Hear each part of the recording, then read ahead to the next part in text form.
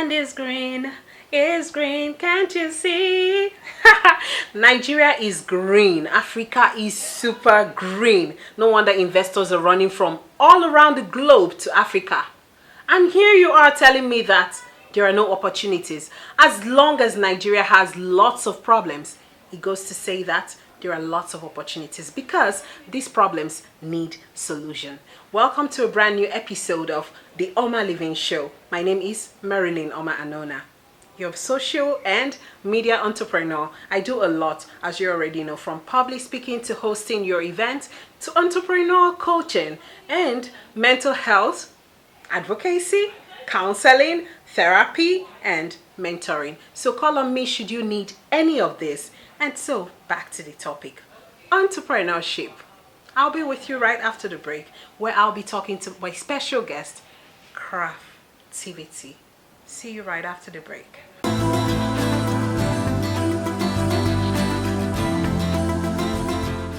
Welcome back. So before the break, I was talking about how green Africa is, and I was talking about introducing this amazing, beautiful, delectable. She's so pretty. She's a mother of 4. Who would believe that? I don't believe that.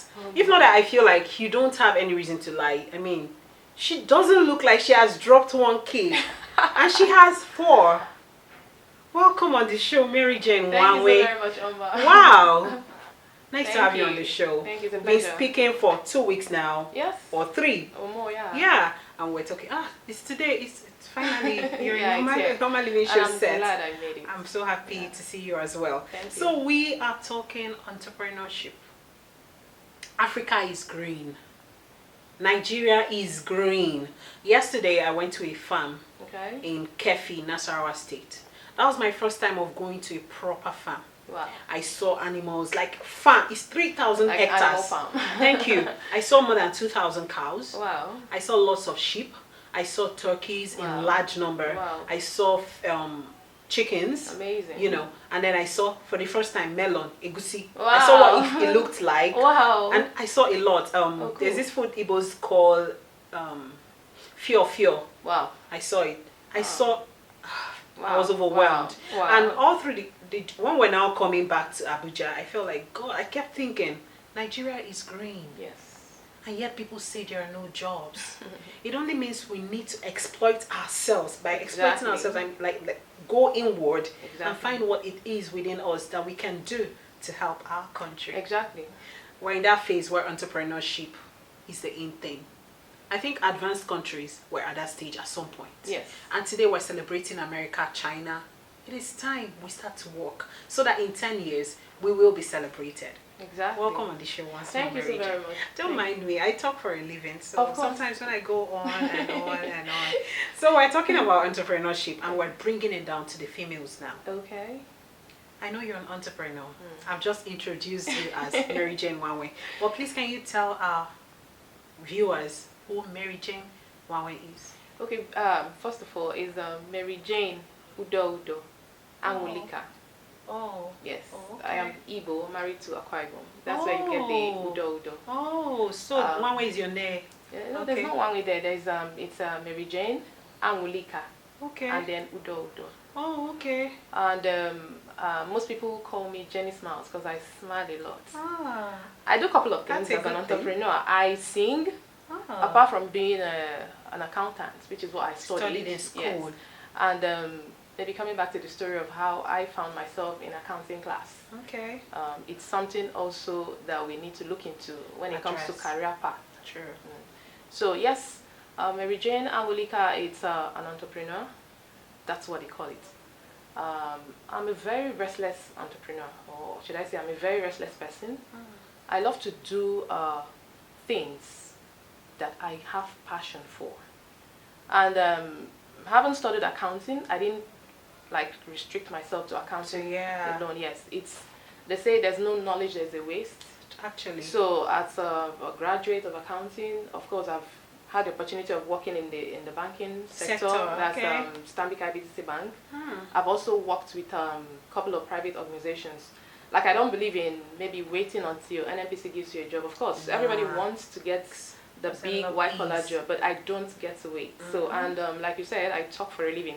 I don't get to keep quiet. I remember my first job, I landed it while I was about making a photocopy in a business center. And I was like, I'm a graduate, I'm looking for a job. Or in case you have any placement. Anyways, like, are you serious? I said, yes. Say, okay, I have somewhere.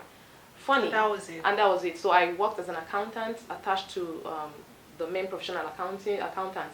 So I learned, you know, all the things I learned on the job. Yeah, all the things I know how to do about Excel, about Peachtree, about Sage, Pastel, and all that. I did it there, and I'm a very fast learner. So, and I didn't stop there. As at the time when, I think it was when we were serving, that's when the about NNPC job stuff came on board, and we applied. Trust me, 4 years down the line, I was already married. That was when they called. So I said to myself, imagine I had waited. So I'll just be waiting for endlessly, invariably. So I didn't wait. And you know the heart attack of when you go to you go for interviews and they get to ask how many years experience. And then I asked them back, how do I get the experience? Is it from the youth service or while I was still in school? So that mindset, I didn't have to like wait for the bigger pay kind of before you start to do something. So I wanted to like relevant. Get groomed, what it is like to work in the corporate sector, so that peradventure in the future, because I already have that mindset that yes, I was going to do something on my own, but I need to also learn, understudy those who are already doing something. Like they'll say, you have to serve before you, before you are served, exactly. So I also was opportunity to work with a Professor Patutomi in an NGO in Lagos called the CVL. It was a kind of Center for Values and Leadership. We do more of trainings, capacity building, we mentor people. And all that. So I found myself in an organization where, not just as an accountant, I was also to train people. I was to do the marketing aspect of it. So that expanded your skills. I mean, everything you see me do today, it's an extension of what I learned from, you know, some great minds out there. You understand? So yeah, bringing it home to what, you know, sometimes you get to like, how do I differentiate between just a talent and maybe a talent, business, passion. How do I start making money with my talent or my skills or my craft or whatever it is? You know, I think I love this singer, Celine Dion. She says singing for her is like a hobby, and she gets paid playing. I mean, her hobby. So it's something from within. And then another example is the footballers. Those days, you see people play on the street. By the way, I'm recreation. I also do sports a lot. So while I was growing up as the only girl amongst my brothers and all that, so you could see us on the street. We play football. I do table tennis and a lot of, and I think that also helped me those days in camp. Yes, we were looking for someone to do the table tennis stuff for us in camp, and I saw one girl playing, representing my platoon, and I said within myself, I could do more than this, because they were already winning her. So somehow I summed up the courage, and then I did it. And ironically, I don't know if to call it favor or preparedness, I beat the best person, and they were like, with your Ajibor looks and everything, you could do this. Then I took it back to, imagine I did not even expose myself into this. So no knowledge, no skill, no nothing. So you are vast, and that's because from all you've been saying, you are an intentional person. Very, very. That's how I am too, being intentional. Like, yes. You said something, you studied accounting. Exactly. I know what you were going to say, because I'm supposed to be in a hospital, judging by what I studied. I'm someone that believes in calling, purpose, and self-discovery and all that. So you are a full-fledged entrepreneur now. Yes. What exactly do you do? Okay, now, if I try to talk about what I do, it has a lot of experiences. So I don't answer questions straight. I tell stories when I answer my questions. Now, as somebody who is talented, I sing, I write scripts. I ventured into makeup artistry. I do what I call fruity fancy, blending the natural fruit juice stuff and the rest of them. And I said, you know, there's a challenge. Especially in the music industry, where you have young people trying to like the popular artist thing. I want to become famous. So over the period, we've been trying to. I've been answering upcoming artist. At the time I changed it, I said I'm not upcoming anymore. I'm simply not known yet. Yeah. Now there is an experience that goes with it. You meet people. You may not be popular. Yes. But you're not upcoming. You're not upcoming. You're already good, just that nobody has discovered you. You're not blown, like they say. And the system we have in Nigeria is such that you have to make efforts to be heard. True. You have to keep The likes of Wizkids and the rest of them, they were more like studio rats. They were sleeping in the studios until somebody, you know, an opportunity presented. All of the financial capital. Exactly, it's you doing your thing. Yes, capital intensive. And now talking about maybe while I was doing that, of course, there was this experience of you falling into the hands of people who claim what they are not. You know, I remember one of Don't remind me of my one of the producers who like I'm my going to director promote of you. photography is going to be laughing backstage because he will just be saying to himself, "Oma, don't start today, don't start today." But that will be a story for another day. Okay. So you know, I remember my husband will always say, anything you want to get there, or else your mind is not in it, you can cross the Atlantic Ocean just to make sure you get that. Do you understand? So I would like, what does it take to become like all those people I see on the screen?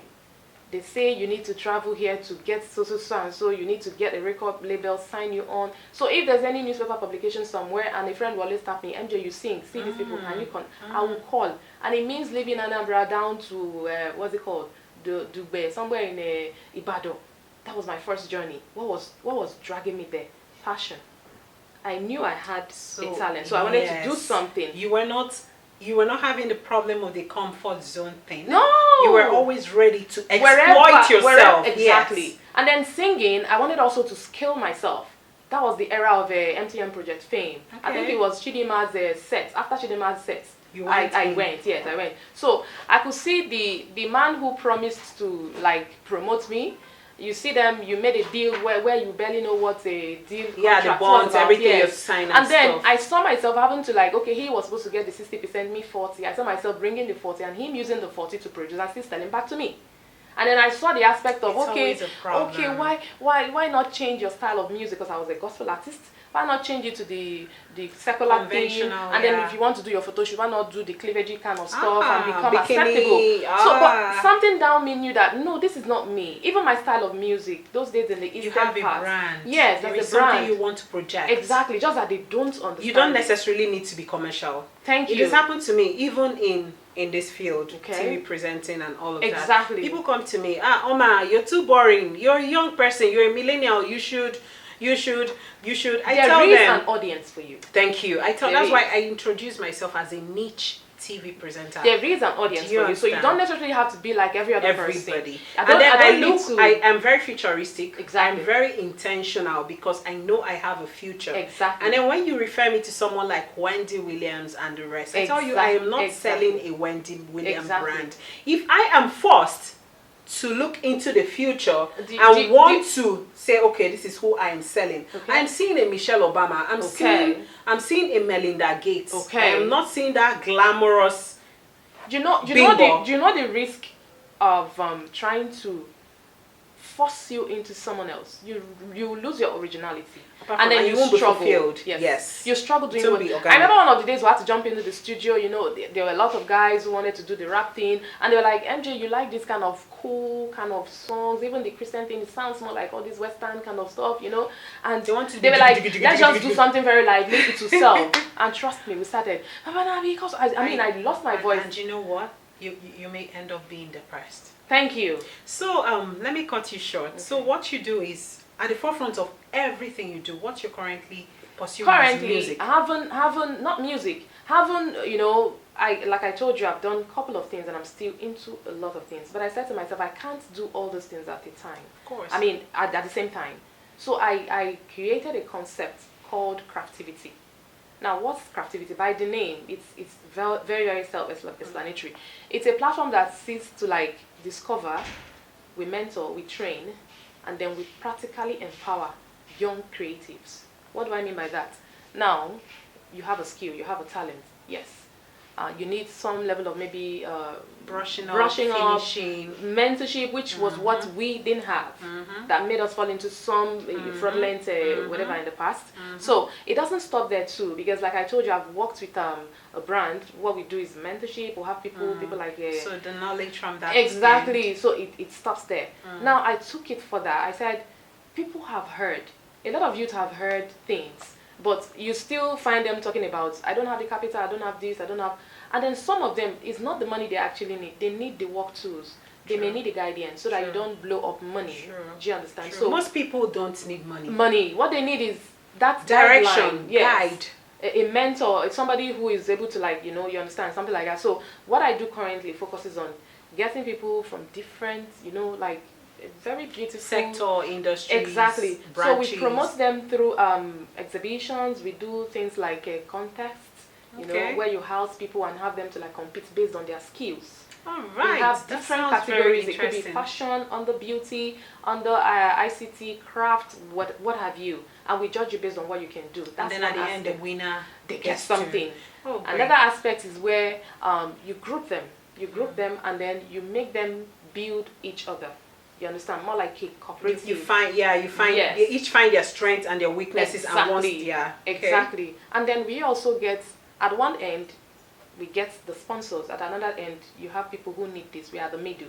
We refine them, and then if it is what you need. Now this is going to lead me to the second question. This first question is almost like the entire episode. We spent time on it, but it's fine. So the second one would be female entrepreneurship. I'd like to bring us back to the topic. We're in Africa. Exactly. We know, yes, it's global. It's not just an African thing. Yes, it's not. Someone was saying the other day that it's a cultural thing. I mean, the male dominating. It's not. It's not. It's not. It's not. Even in the United States, it's not. It's a global problem. But now women are starting to wake up. Exactly. And now you made mention of what you're doing is basically under human resources. Exactly. So, is there any way your gender has come in the way of you excelling when it comes to capacity building, talent honing, and all of these things you just mentioned?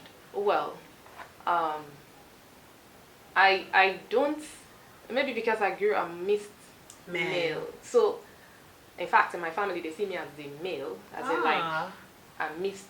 And just probably God just compensated my mom with me and turned me into a female. The heart is that of a man. Wow. So if I meet a client, if I meet somebody mentee, I'm supposed to be talking with, they don't see the female.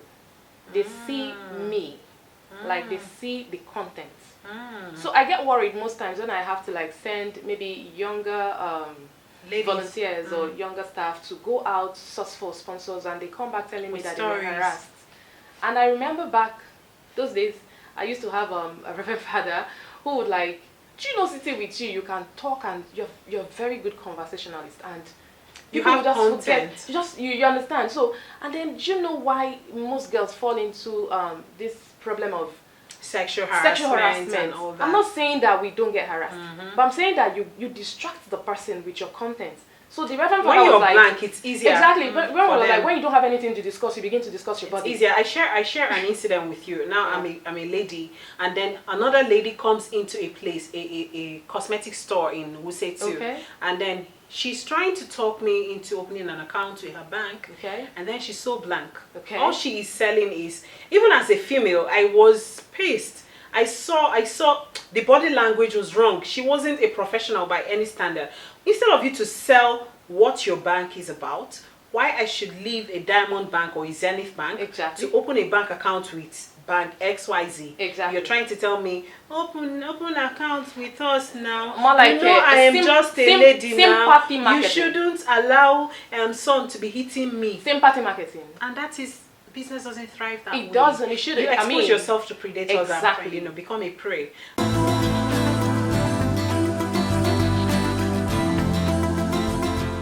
So, any words for entrepreneurs? The ones that are yet to start and the ones that are starting and they are confused and frustrated. I coach entrepreneurs. Wow. I do a lot with them, and every day my head is like filled up. So sometimes, most of the time when I get to interview people, I want them, because I know they are watching, to hear from another person. So I don't be OMA all the time. So what do you have to say to them? I call it untold stories of entrepreneurs. Now, most times when I think we've moved from that era where they say go to school, get good grades, and then boom, you're good, you get a job. Yes, another thing they're selling to us is be your own boss.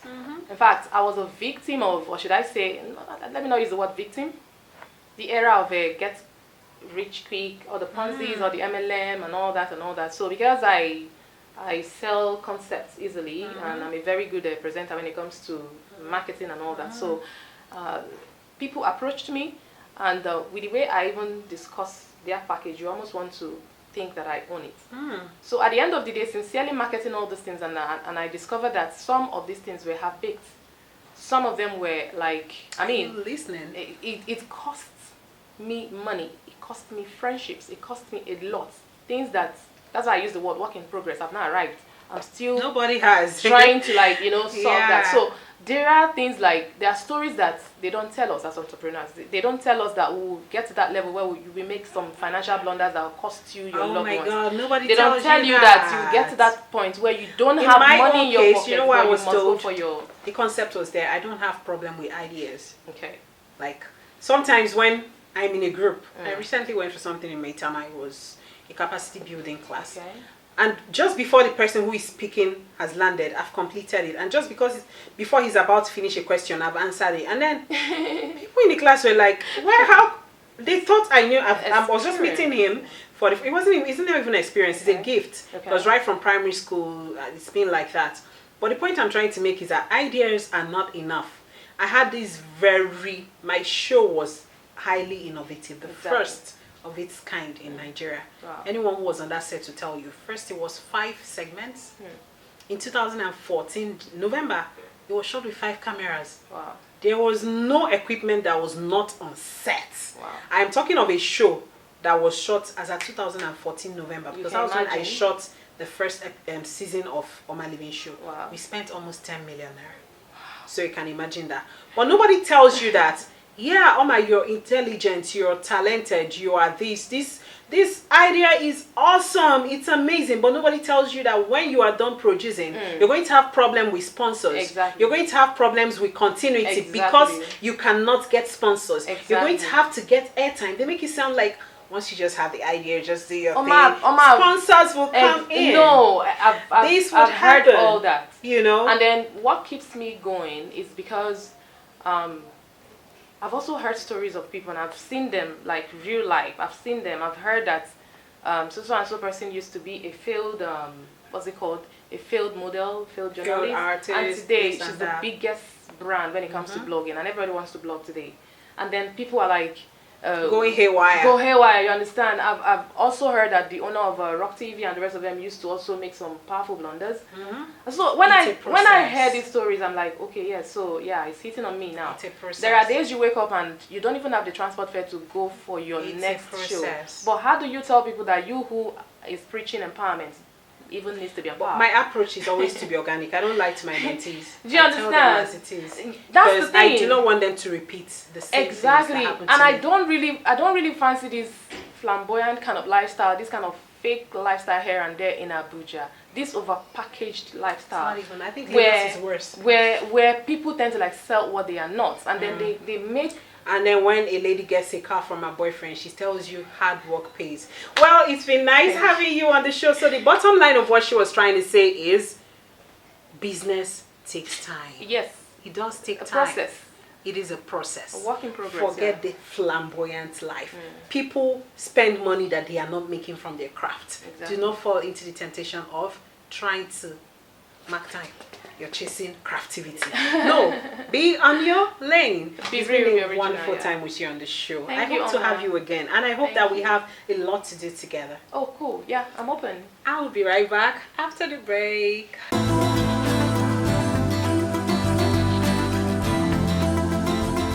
Wow, it's been an amazing time with Craftivity. You heard all that she had to say about entrepreneurship.